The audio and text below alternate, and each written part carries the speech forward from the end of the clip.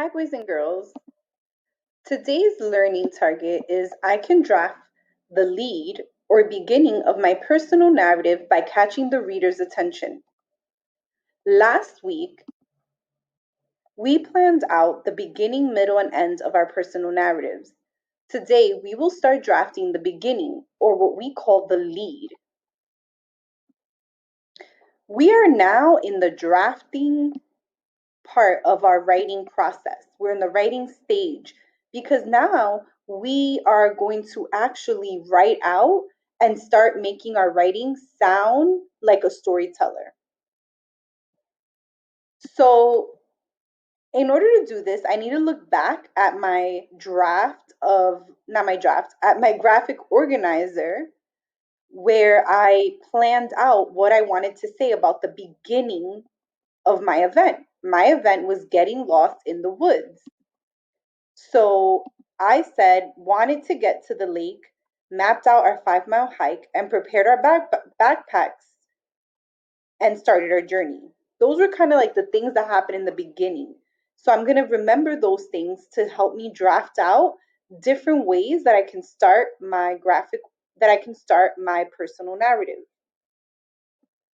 So, how can you catch your reader's attention so they don't get bored, right? Catching your reader's attention means you hook them. You start in a very exciting way. You start your story in a really exciting way so that they want to keep reading the rest of your story. You don't want them to read the first sentence and get bored and just put your story to the side. So, these are different methods, different strategies you can try using to catch your reader's attention. So I'm going to make this a little bigger.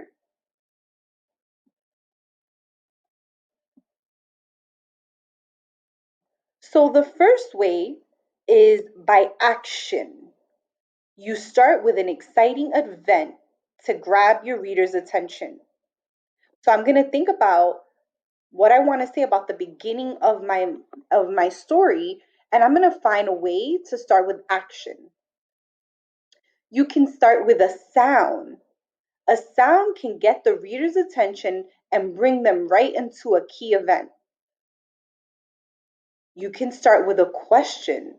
Asking a question can get your reader thinking and wondering. You can start with dialogue. That's when characters talk. So, having characters talk can give the reader important information about events and characters. You can do a flashback. That's mentioning an important event from the past that can help the reader make sense of the story. Or you can just start with description, using vivid words to describe a scene or event can give the reader a picture of what is happening.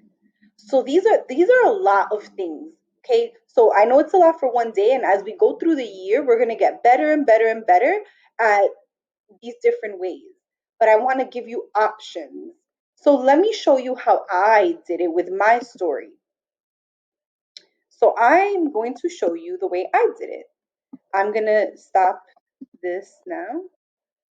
Okay. So the action says start with an exciting event. So I said, I grabbed my bottled water, my sunscreen, and my watermelon beach towel and threw everything into my backpack. I was excited to start the 7 mile hike to the lake with Jessica, my closest friend.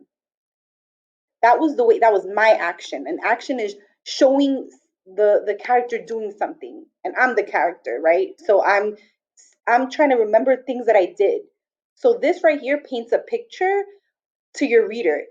It might catch their attention. Let me show you other ways that I tried. So I tried doing a beginning with a sound. Crackle, crunch, snap. The twigs underneath my foot made loud noises as I ran from my tent to fill my backpack with everything I would need for the 7 mile hike. So a lot of times when you start with a sound like this, it really catches your reader's attention because they start hearing the sound in their head, and they feel like they're in the story with you. So, a question. I tried doing a question. Have you ever gotten lost in the woods and thought you would never find your way out? Well, for me, it all started when my friend Jessica and I decided to take a 7 mile hike. So, by starting with that question, it might get my reader to think about that. No, I've never gotten lost in the woods, and they might want to know more about my story. I also tried dialogue. Jessica, should I bring an extra water bottle on our hike? Yes, and don't forget the sunscreen, she answered. We were about to take a 7 mile hike to go swimming in the lake. So, again, showing two characters talking, for some people, it might catch their attention. I also tried a flashback. We were sitting in my living room planning our camping trip and both agreed that we wanted to go swimming in the lake. We had never been camping and we were deciding if we were brave enough to go on a 7 mile hike alone. So a flashback is when you kind of think about something that happened before that relates to your story now. So I kind of thought about when me and my friend were planning our trip. And finally, we call this one description. And in a way, these are all descriptions. But this one is really where, remember here where I made you write what you see, hear, feel, smell? You could use this part here to think of a good beginning that has a description. So I put, it was very warm and sunny. It was a very warm and sunny morning. Our campsite still smelled like burning wood from the night before.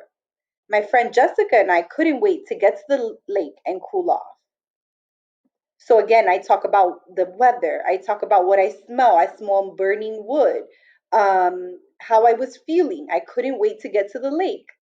So you can really get a sense of how where I was. I was in a campsite, and you can get a sense of the setting as well.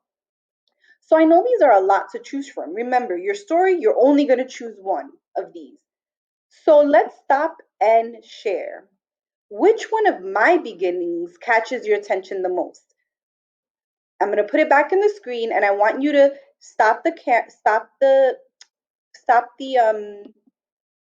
you can either pause the video and share out in the chat room or raise your hand and wait for a teacher to call on you if you're doing this with a teacher. So which one of these? Was it the action lead, the sound, the question, the dialogue, the flashback, or the description? Which one of these catches your attention? Okay, now you will be drafting different leads, just like I did. Keep in mind, use your beginning, middle, and graphic organizer to remember what your beginning is. Tomorrow, we will choose the beginning we like the best and continue drafting the rest of the story. Do you know what to do when you get on Otis? Go ahead in the chat box and write fist to five where you feel you are with drafting with our learning target, which is I can draft the lead of my personal narrative by catching the reader's attention. Even if you can do most of these, maybe not all, then you're a three, at least a three. So think about where you are. If you are unsure what to do, you can watch the video again and pause it to make sure you understand. You can ask a teacher, or you could just attempt it and try your best. Don't leave anything blank. Writing something is better than writing nothing. Good luck.